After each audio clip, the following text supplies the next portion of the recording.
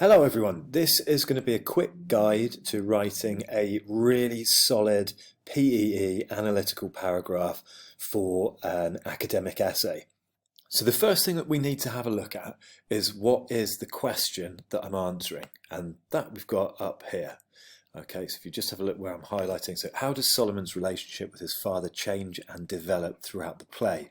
Now that needs to be the focus and the central part of all of the things that I'm going to write in my essay. So all of my points should be aimed at giving an opinion about that question.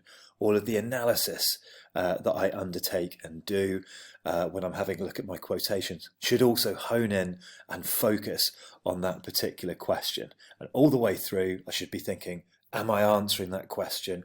Am I giving opinions about that question? Am I analysing it and engaging with it? We can see in the very first part of the paragraph here that the person has put together their opening point, so the first part of their PEE paragraph. So just to take a second to have a think about what we should be doing in a point. Well, as I've mentioned earlier, what we really want to be doing is giving an opinion and a response and an answer to this question, or whatever our essay question actually is. So let's have a look at this point here. So in the opening of the play, the author utilises the character of Peter to help portray the emotional distance between Sol and his father, and to depict how neglected and isolated Sol is from him.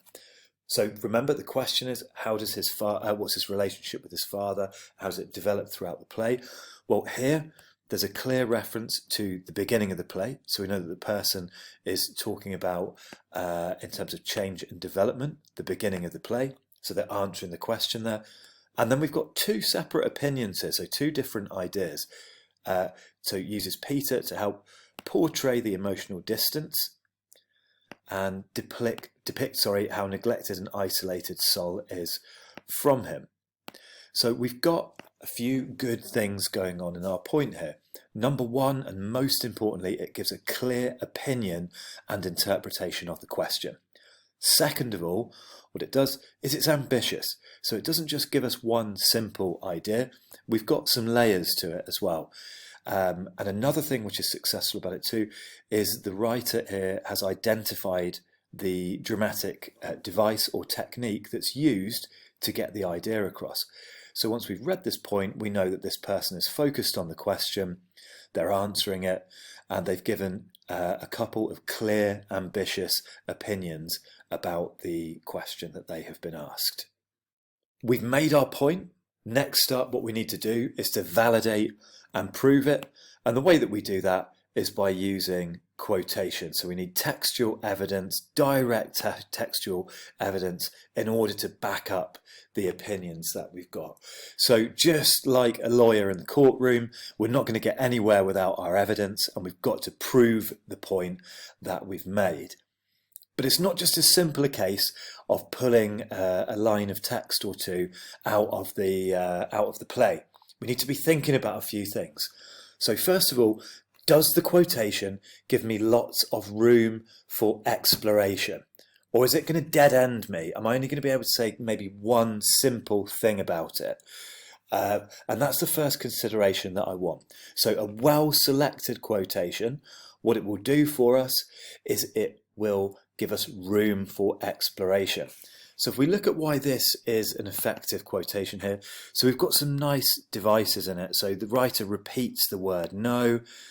We've got some other bits and pieces like the repetition of and to build up a list of all the different things that Sol's dad does not do for him. We could focus in and hone in on a little bit of alliteration here. But the essential part of it is that there are some clear different ideas that we can explore. So that Sol is neglected, he doesn't have clothes, he doesn't have food, and his dad doesn't seem to care about him an awful lot. So there are different angles and different layers that we can explore from the quotation. We can also do some pretty cool things with our quotation that help us to get additional marks and show that we are high quality readers. First of all, we can break our quotation down.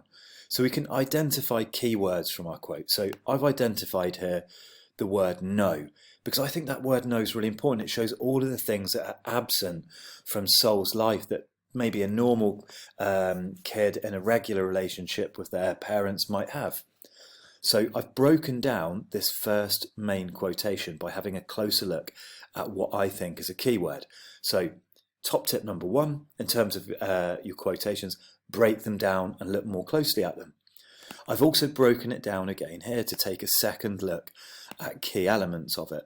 So I thought that no clothes and no sandwiches are sort of basic things that we would expect a parent to give to their kids, so clothing and food. And I thought that was really important in indicating aspects of Sol's relationship with his dad. And that's why I broke that down from that first main quotation. So I've broken those down. Then later on, what I do is I really want to prove myself. I really want to show that there's depth and layers to my argument. So I'm not just going to stop at one quotation. I'm going to look for one, maybe even two others. I think I've ended up with three here actually. So other aspects of the text, quick cross references to other bits of the text, other bits of the play that back up the argument that I've made and give me an opportunity to deepen and extend the point that I'm making, the argument that I'm making, the explanation of the quote that I've got.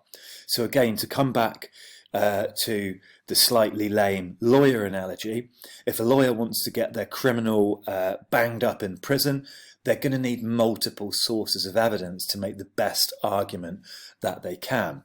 And this is what is done here. So not only do we have that first quotation, we also have the quotation broken down, first of all, and then we have these cross-reference quotations to other parts of the text that really consolidate and make that argument concrete and give it layers and depth. Last of all, and most significantly, we've got our explanation. So this is really the area of your of your paragraph where you have got the room to gain yourselves the most marks and to show your skill as a reader. So what has our writer done here? There's a few different bits and pieces. First of all, it's great to see that the candidate is ordering their thoughts by using connectives and adverbs. So we've got a word firstly here to introduce the idea. I like the way that this candidate has also closed their paragraph with another adverb which is used to summarize all of the ideas that are explored in the rest of the explanation. Another successful part of this explanation is the picking out of devices that the writer has used. So here the person has picked out that they've used repetition, and a really lovely one here as well, determiner. So that's the word class that the word no belongs to. So this person's showing me that they understand the playwright's technique, the author's technique here by picking these out, which is another string to their bow as a skilled reader. And really what the any good writer wants to be doing in their explanation is showing that they can read for implied meaning or make what we call inferences. So you're reading between the lines, you're looking for subtext, you're looking for what is indicated, suggested and implied by the quotation, looking beyond the obvious. I can tell that this person is doing this because we've got words here like indicate, which is an inference word. We've got words like reinforced, which again is implying that this person is making inferences. So we've got words that indicate that the person is making inference through the use of inference words. And then let's just have a look and have a read through of what the person says. Firstly, the repetition of the determiner no is used to indicate all of the things that a loved and well cared for child would ordinarily have. So we've got our first inference there. So what is implied by the quotation? What is the subtext of the quotation? The person's then reinforced that with their breaking down of the quote, which are missing from Sol's life due to his father's selfishness and irresponsibility. So again, this candidate here is reading between the lines. They're offering inferences about Sol's father. So what is it that motivates or causes this poor relationship? So they're reading between the lines again. What I like next is that the person has extended their argument by looking at an extra layer of meaning or another dimension to Sol's relationship with his father. And this is really lovely here too. Look at the word relationship. What this reminds me and shows me is that this person's still focused up here on the key aspect of the essay question that they've been given. The fractured nature of the relationship is reinforced by the presentation of Sol's father as negligent. So the person has looked for an additional layer of meaning about Sol's father, and in order to do that, as we've mentioned earlier, they pick out a secondary quotation or a cross-reference quotation from another part of the play. So it's kind of like saying, look how right my argument is. Here's another part to prove how accurate or compelling and convincing my argument is. On a bender all weekend, and as prioritising his drinking habits over his care for his son. So we've got another layer of inference there and interpretation of the quotation. Didn't get in until 4 a.m. on Sunday. So again, to repeat myself, the person's used another cross-reference quotation to really double down and show how convincing and believable their argument is. Who it seems like he has forgotten even exists, didn't even know if Sol was there. And then the candidate rounds off the paragraph. I think this is a really great habit to get into. So I'm running out of colours here. So this final part, what this is really like a mini conclusion.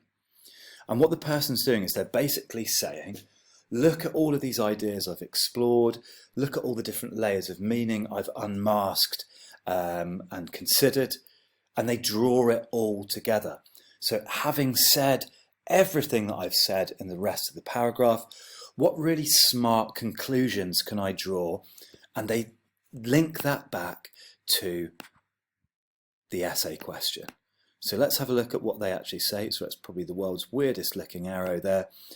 Essentially, our first impressions of the relationship in the play. So there we go. Relationship in the play I am focused on and answering the question are that Sol is marginalised due to the flaws, reckless behaviour and addiction of his father. So again, just to repeat myself, the paragraph closes out with a reconsideration of the question. So having looked at everything that has been looked at in the paragraph, what new layer have we uncovered about the question? What more could we say about the question? So I hope this guide has been helpful. So remember that we've got 3 stages: the point, the evidence, and the explanation.